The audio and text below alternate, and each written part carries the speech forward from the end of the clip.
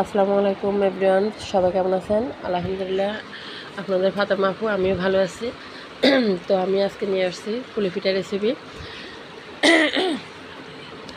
প্রথমে আমি 1 কাপ পরিমাণ আটা, 1 কাপ পরিমাণ চালের গুঁড়, একটা ডিম, পরিমাণ মতো চিনি, স্বাদ মতো লবণ দিয়ে দিচ্ছি।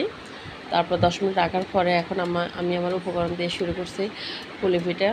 আসলে এই পুলি পিঠা অনেকে পছন্দ করে, বাসা বাড়িতে অনেকে বানায়, তবে অনেকের চালের গুঁড় থাকে না হয়তো বা, এই জন্য বানাতে সমস্যা হয়। তো দেখেন আমার পুলি পিঠাগুলো অনেক অনেক ফুলকো ফুলকোভাবে ফুলতেছে। আসলে বাসায় বিকেলের নাস্তা সবাই পছন্দ করে, কেউ মিষ্টি কেউ বা ঝাল। তো সবসময় আমি ঝালে তৈরি করি, আজকে না হয় একটু মিষ্টি তৈরি করছি।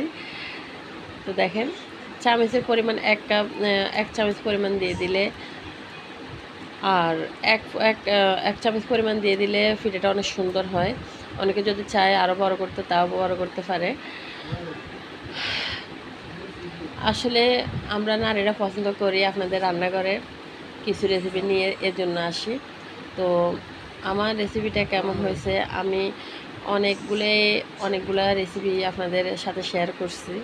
তো আলহামদুলিল্লাহ, যতটুকু আমার প্রাপ্য ততটুকু পাইছি। যদি আপনারা অবশ্যই একটু খেয়াল রাখেন, যেমন সাবস্ক্রাইব, শেয়ার, লাইক, কমেন্ট সব কিছু করতে পারেন। তো যাদের মন চায় তারা করতে পারেন। আমার সম্পূর্ণ পিঠা অবশ্য তৈরি হয়ে গেছে, খাইতে অনেকটা টেস্ট। আমি একটু খাইয়ে দেখি, আমার পিঠাগুলো অনেক তুলতুলে নরম হয়েছে। দেখেন উপরের অংশগুলো নিলাম, এবার ভিতরের অংশটা আমি আপনাদের সাথে শেয়ার করতেছি কেমন হয়েছে।